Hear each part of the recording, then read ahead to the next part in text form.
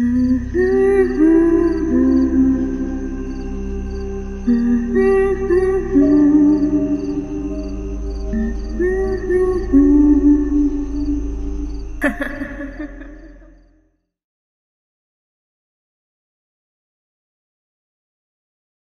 তখন কয়েকদিনের জন্য শান্তিনগর গ্রামে গেছি, হাওড়া থেকে ৩৭ মাইল দূরে।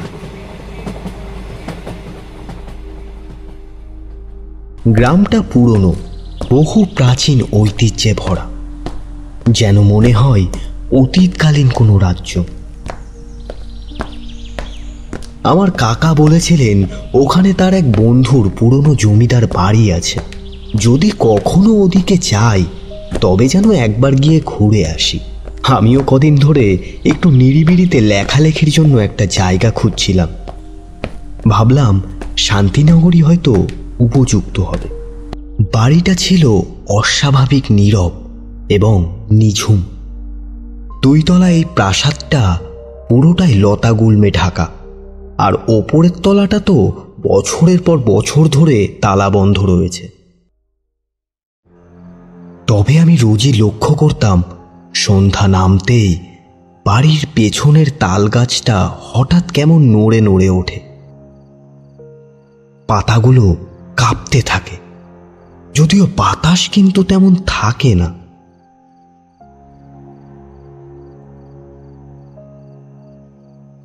একদিন সন্ধ্যাবেলায় আমি পেছনের উঠানে গিয়ে দাঁড়ালাম।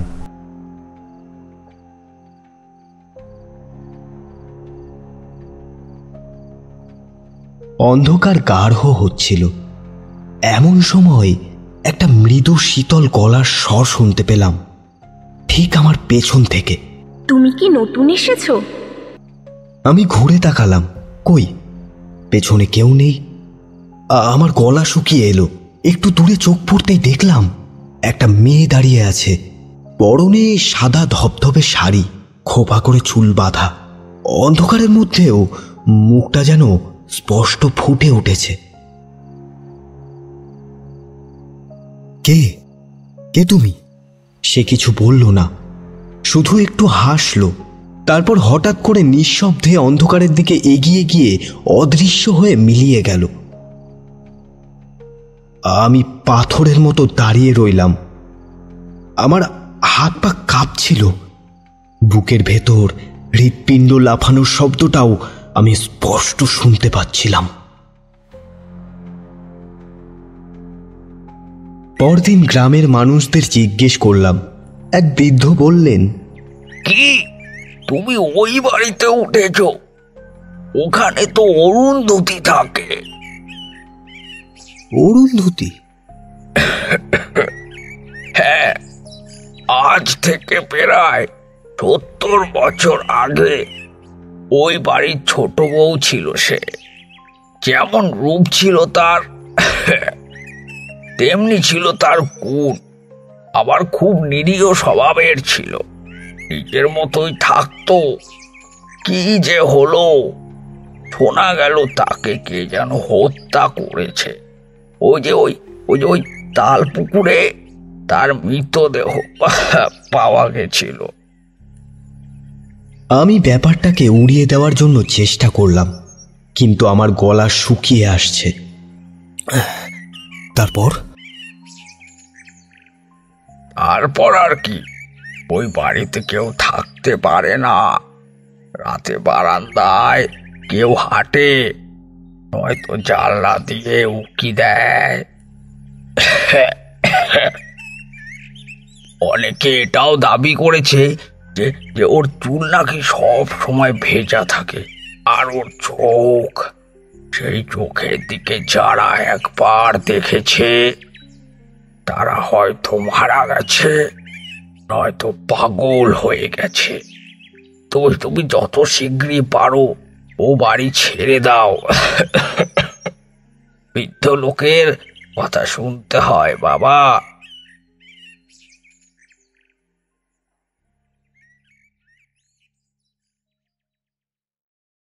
সেদিন রাতে আমি কিছুতেই ঘুমাতে পারছিলাম না।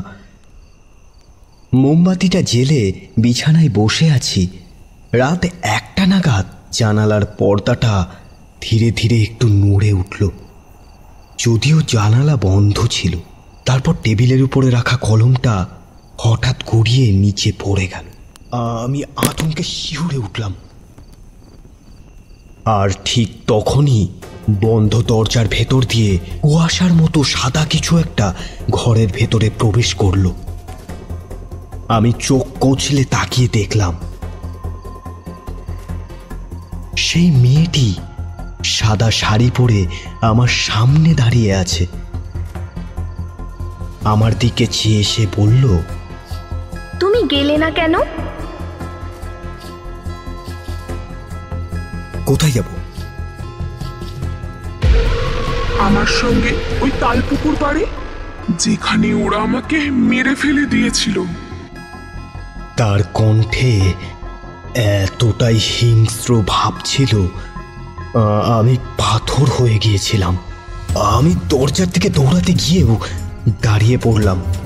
মনে হলো একটা ঠান্ডা হাত আমার বুকের ভেতরে চেপে ধরেছে। ঘরের ভেতরটা তখন মরা ফুলের, পচে যাওয়া শরীরের আর ধূপকাঠির গন্ধে মম করছে। ঠিক সেই মুহূর্তে বাইরে কুকুরের চিৎকার, আর সাথে সাথে জানালার উপরে তীব্র শব্দে কি যেন একটা আছড়ে পড়ল। মোমবাতিটাও নিভে গেল। ঘন অন্ধকারের মধ্যে দাঁড়িয়ে আছি। সেই নারী মূর্তিটা ধীরে ধীরে এগিয়ে আসছে আমার দিকে। তার লম্বা চুলের গোছা মাটিতে গড়াচ্ছে, চোখ দুটো ভাটার আগুনের মতো জ্বলছে।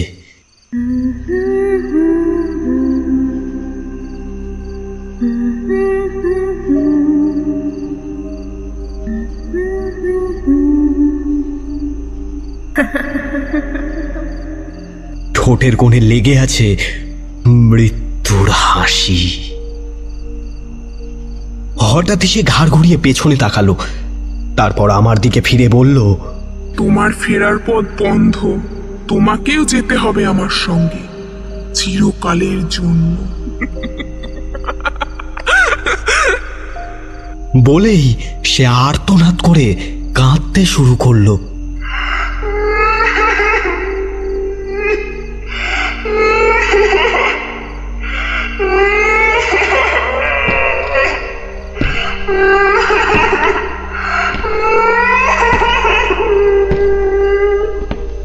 কিছুক্ষণ পর কোথা থেকে যেন একটা মোরগ ডেকে উঠল। আলো ফুটতে শুরু করেছে। ঘরের ভেতর চোখ বুলিয়ে দেখলাম সবকিছু ঠিকঠাকই আগের মতোই। মোমবাতিটা এখনো জ্বলছে। জানালার পর্দাটা ভোরের মৃদু বাতাসে দুলছে। আমার মনে হলো আমি যেন এক দুঃস্বপ্ন থেকে জেগে উঠলাম, কিন্তু আমি জানি এটা কখনোই স্বপ্ন হতে পারে না।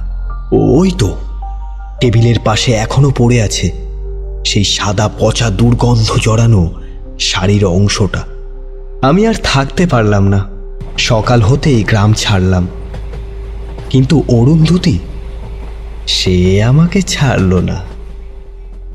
আমি কলকাতায় ফিরে এলেও রাতে ঘুমোতে গেলে দেখি আয়নার মধ্যে সে দাঁড়িয়ে আছে। কখনো কখনো জানালার বাইরে সাদা শাড়ির আঁচল ওড়ে। মাঝরাতে বুকের উপরে চাপ পড়ে। চোখ মেলে দেখি সে বুকের উপরে বসে কাঁদছে। একদিন আমার এক বন্ধু বলল, তোর কি হয়েছে? চোখের নিচে কেমন কালি পড়ে গেছে দেখছি। আগের মতো আড্ডাও তো দিস না এখন। আমি কিছু বলতে পারলাম না, শুধু মনে মনে ভাবলাম অরুন্ধতী আমাকে এখনো ছাড়লো না। সেই বৃদ্ধের কথা মনে পড়ে গেল। সেই চোখের দিকে যারা একবার দেখেছে তারা হয়তো মারা গেছে, নয়তো পাগল হয়ে গেছে। আমি জানি আমি খুব শীঘ্রই পাগল হয়ে যাব, আর নয়তো আমাকে মৃত্যুবরণ করে নিতে হবে। কারণ কারণ আমিও অরুন্ধতীর চোখে চোখ রেখে তাকিয়েছি।